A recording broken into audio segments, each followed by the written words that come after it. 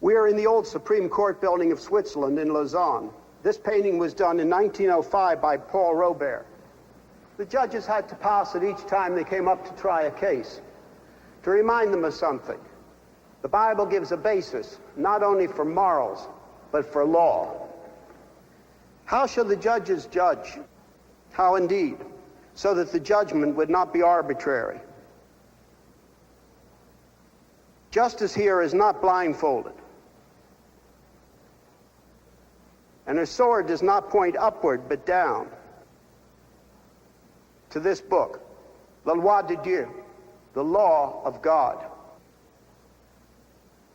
This was the sociological and legal base for law in Northern Europe after the Reformation.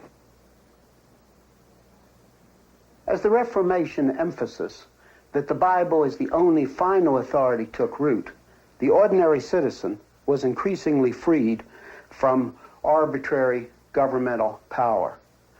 What Paul Robespierre painted for the justices in the Supreme Court building in Lausanne, Samuel Rutherford of Scotland put down in writing in 1644. It provided the people with a base for effective political control of their sovereign.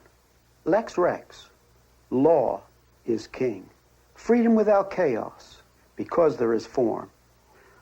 Or, said in another way, a concept of law rather than the arbitrary governments of men. Because the Bible was there as the final authority, as a base.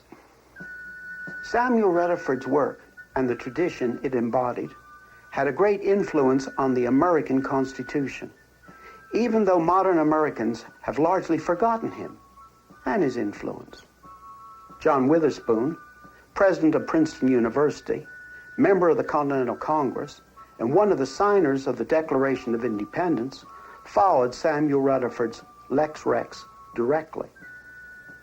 Thomas Jefferson picked up this Christian teaching in secularized form from John Locke, the English philosopher who stressed inalienable rights, government by consent, separation of powers, the right of revolution. Locke did not have Samuel Rutherford's Christian base, but he built on this base and secularized it. So one must say that not all men who laid down the foundation for the United States were individually Christians. For example, Thomas Jefferson. However, he lived within the circle of what the Christian consensus brings forth. Many of the men who framed the United States Constitution were not individually Christians, but what they built rested on the Reformation through the Rex Lex tradition. On the basis of the Bible, as the final and unique authority, it's possible for a society and government to know form and freedom to the extent to which that society allows the biblical teaching to come to its natural conclusions. This is the Reformation Wall in Geneva, a monument to the leaders of the Reformation. The Reformation in Northern Europe also gave a strong impetus toward the system of checks and balances in government. The men of the Reformation strongly emphasized the fall of man, as man revolted against God. They were not romantic about man. They understood that every man is a sinner, so there needed to be checks and balances, especially for men in power. Calvin himself by no means had the authority often attributed to him, either in political or church affairs. His influence was moral and informal, as opposed to formalized or institutional authority. There had to be checks and balances. In each of the Reformation countries, this took slightly different forms. Switzerland was especially interesting in this regard. The Swiss have geographically separated their branches of government. The legislative and executive arms of the government are in Bern, and the judiciary is in Lausanne. In Great Britain, there are the checks and balances of the king, the two houses of parliament, and the courts. In the United States, there is a slightly different arrangement, but the same basic principle. The White House is the executive administration. Congress, in two balanced parts, covers the legislative, and the Supreme Court embodies the judiciary. In the Reformation countries, there was a solution to the problem of form or chaos in society. In countries without this base, there was a more or less bloody conflict to try to resolve the tension between unmitigated power and privilege and the relatively powerless and underprivileged social groups. The Reformation was not perfect. It was no golden age. But in the Reformation countries, the situation was overwhelmingly better. And in the area of social relationships, these countries are still drawing upon this capital today. The French philosopher Voltaire, often called the father of the Enlightenment, and in whose chateau we are here, wrote these words after his years of exile in England. The English are the only people upon earth who have been able to prescribe limits to the power of kings by resisting them, and who, by a series of struggles, have at last established that wise government where the prince is all-powerful to do good, and at the same time is restrained from committing evil, and where the people share in the government without confusion. As you can see in the area of political reform, the results of the Reformation are very impressive. The British have been able to control the monarchy within definite legal bounds, and to do this deliberately. The historians call this the Bloodless Revolution of 1688. During Voltaire's English exile, he was greatly impressed by the Bloodless Revolution of 1688 in England. But when the French Revolution tried to produce English conditions, but without the Reformation base, which gave freedom without chaos, using Voltaire's humanist Enlightenment base, the result was a bloodbath and a rapid breakdown to the authoritarian rule of Napoleon. The National Assembly of France swore to establish a constitution in June 1789.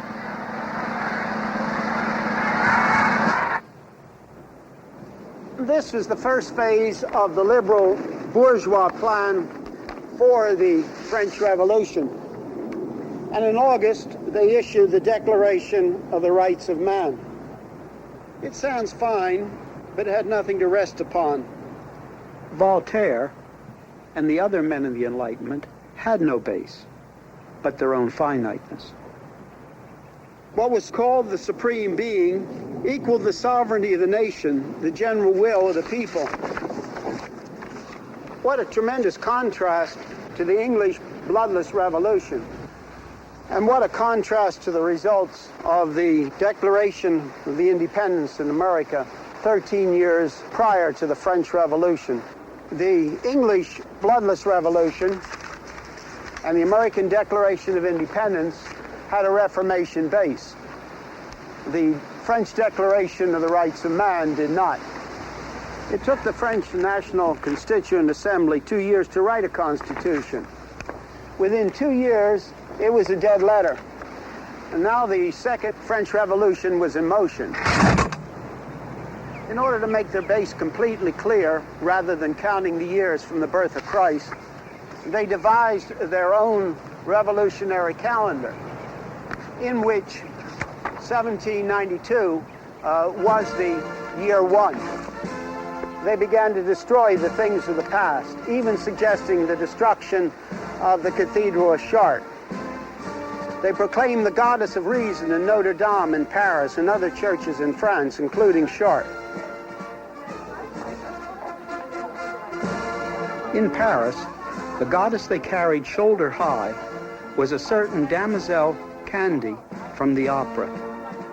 They did this to indicate as graphically as possible that human reason was being made supreme and that Christianity was being pushed aside.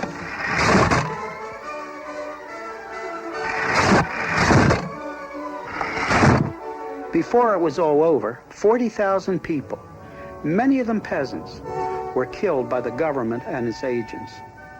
Robespierre, the revolutionary leader, was himself executed. These results were not from outside. They were the product of the humanist Enlightenment base. The men of the Enlightenment thought that both man and society were perfectible. They held on to this even in the midst of the terror.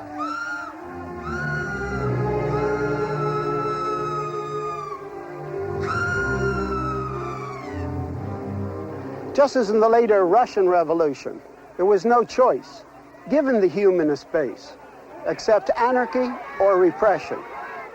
Sometimes the French Revolution is related to the slightly earlier American Revolution, but in reality, this is incorrect.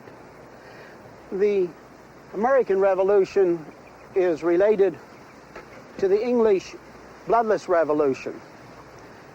And on the other hand, in contrast, what we find is that the French Revolution is very much related to the Russian Revolution. And then by 1799, Napoleon had arrived to govern as a one-man elite, just as Lenin later did in Russia. Allowing for local influences, it would seem that most of the revolutionary changes which came in the south of Europe came by copying those changes that the Reformation brought forth in the area of freedom in the north of Europe, even though they contorted them in certain places. And when we think of the Reformation and what it brought forth in northern Europe by natural growth, and when even we think of what was brought forth by borrowing in the south of Europe, it stands in gigantic contrast to that which communistic countries have produced and continue to produce.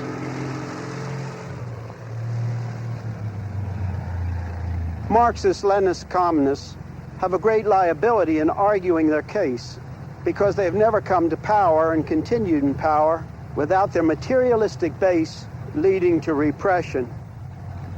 Don't forget, it was not Lenin, Trotsky, Marx, and Stalin that made the break for freedom in Russia. The break was made with Prince George Lvov as prime minister. And then Alexander Kerensky, a social reformer, but not a Leninist, in the February Revolution.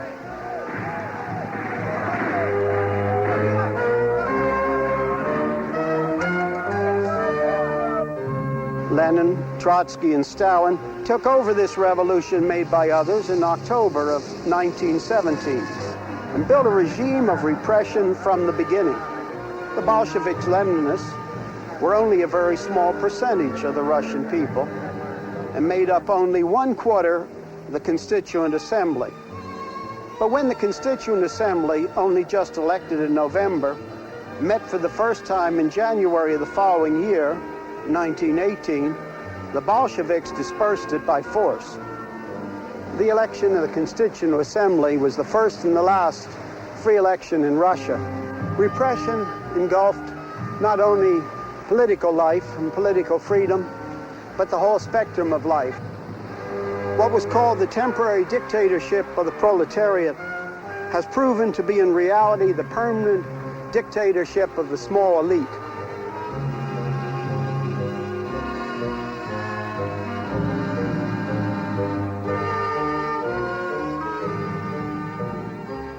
Communism has to function on the basis of internal repression. One can think, for example, of the repression under Lenin, the Stalinist purges, the Berlin Wall, the loss of freedom in China.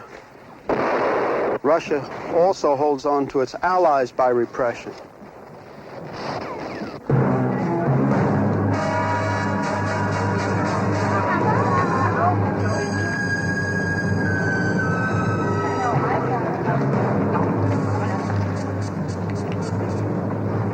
In Czechoslovakia, the repression did not end with the tanks.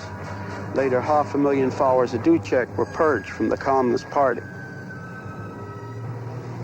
Communist base has not produced anywhere the freedoms brought forth in Northern Europe by the Reformation.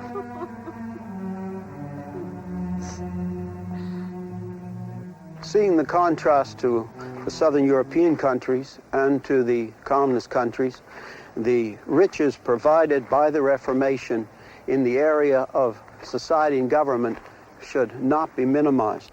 And even in those places where the consensus produced by the Reformation people was less consistent than it should have been, nevertheless, the biblical basis did give absolutes upon which to combat injustice. In contrast, the humanist has no way to say that certain things are right and certain things are wrong. Because for the humanist, the final thing that exists is the impersonal universe, and that's silent and neutral about right and wrong and about cruelty and non-cruelty. He has no way to have absolutes. Therefore, consistent with its own position, humanism, both in private life and private morals and in political life, is left only with the arbitrary. And because there was no basis for right and wrong, laws could be exchanged tomorrow for another arbitrary absolute for the sake of expediency.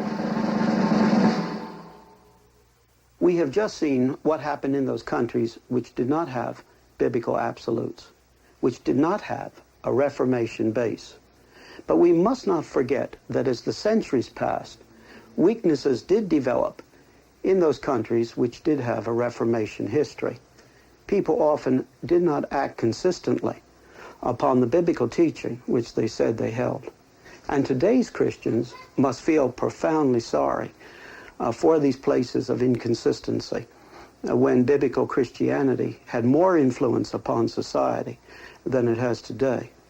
And of course, the most effective apology is for today's Christians to act more consistently upon the biblical teaching at these crucial points. There were various areas where the Bible was not followed as it should have been, but two stand out glaringly. First, a twisted view of race, and second, a non-compassionate use of accumulated wealth.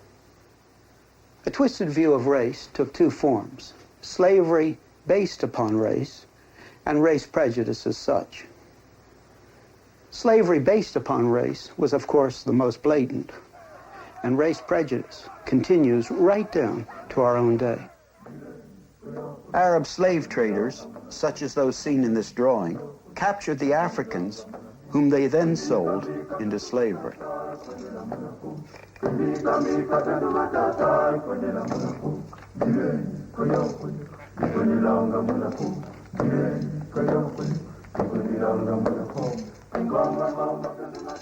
Many Englishmen, Europeans, and Americans indulged in the arbitrary fiction that the black man was not a person and could therefore be treated as a thing. Here, the United States must bear special criticism, as slavery based on race continued to such a late date.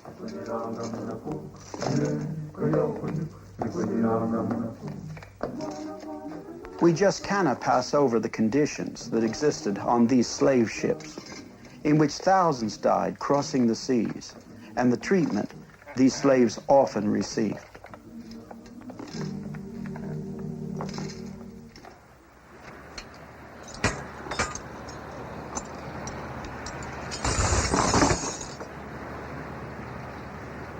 Slavery based upon race and racial prejudice are wrong.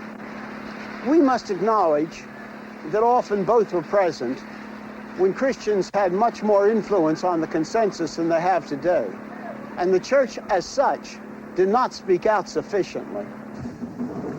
The beginning of the industrial age was the harnessing of water power in new ways. After water, steam was harnessed. This coal-burning steamer, which we are on, is a relic of the Industrial Revolution.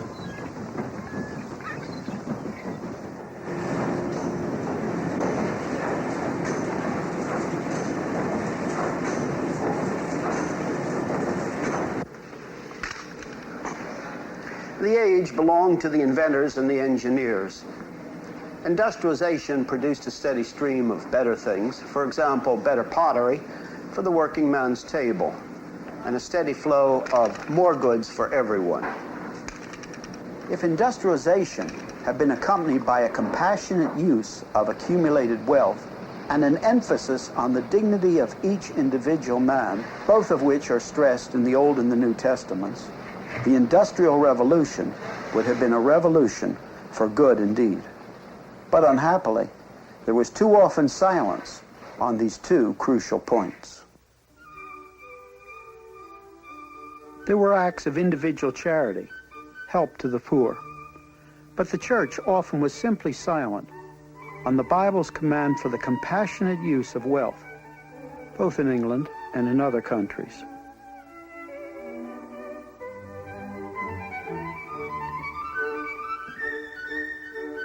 It wasn't that most people were worse off than in the previous, mostly agrarian society, but that the wealth the Industrial Revolution produced was often not used with compassion. Thus slums grew in London and the industrial towns. The average working day was between 12 and 16 hours. Women and children were especially exploited. The central reason the church should have spoken on these issues with courage and clarity is that the Bible commands it. If the church had spoken out clearly against the cruel use of wealth as a kind of a survival of the fittest, probably this concept would not have been so automatically accepted when it was put forth by a secularized science. All too often, the church did not speak out clearly against utilitarianism, a teaching that the measure of all ethical questions is that which is useful. To keep the matter in balance, it must be said that there were many non-Christian forces at work, and also that many who would have called themselves Christians were not Christians at all in the biblical sense. It was fashionable to bear the name and to go through the forms. It was the church as the church that did not take a clear and vocal stand when it had the voice to do so. Individually, there were many Christians who fought for the truly Christian teaching which should accompany a Christian consensus and had a vital and vocal part in the battle against these abuses. The Bible makes plain that there should be a result in these areas from the preaching of the gospel. There were many voices raised and lives given to illustrate it.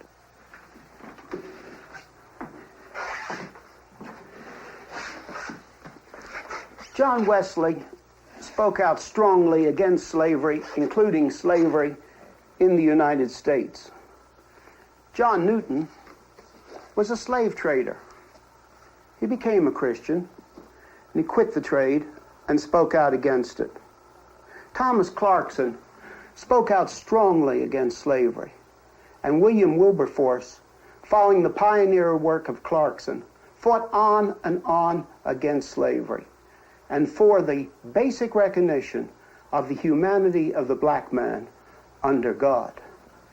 Wilberforce the Christian, and because he was a Christian, was the overwhelmingly outstanding voice in England against the slave trade. The slave trade was prohibited in England in 1807, and as Wilberforce lay dying in 1833, slavery itself was abolished in England. I wish there had been someone in the United States as consistent to Christian principles as early as 1833 and as influential as Wilberforce. Someone who could have brought forth the same results in the United States. In Britain, John Howard, friend of John Wesley, labored tirelessly for prison reform. Elizabeth Fry, a Quaker, had a profound and practical compassion for the prisoners of Newgate Prison. Lord Shaftesbury, as a Christian, fought on and on against the exploitation of children in the factories. The preaching of George Whitefield and John Wesley revived biblical Christianity in Britain. This had a strong impact on the grassroots, which inspired political education, and economic reform. As a matter of fact, it is not too strong to say that without this influence, England could not have escaped its own version of the French Revolution. The Reformation did not bring about perfection, but gradually, on the basis of its return to its biblical teaching, it did bring forth a unique improvement, a vast and tremendous freedom in society without chaos. The biblical absolutes provided a basis for a consensus of values, and within this, there could be this tremendous freedom without these freedoms leading to chaos. The biblical teaching meant that there was something by which the society and the state could be judged, namely the biblical absolutes. The little man, the ordinary citizen, with a Bible in his hand, could jump up and say that the majority was wrong. So, to the extent in which the biblical teachings were practiced, the despotism of the 51% vote, the despotism of an individual, or the despotism of a group could be controlled. The basis by which there could be this tremendous freedom without chaos is the fact that the Bible gives a base for law.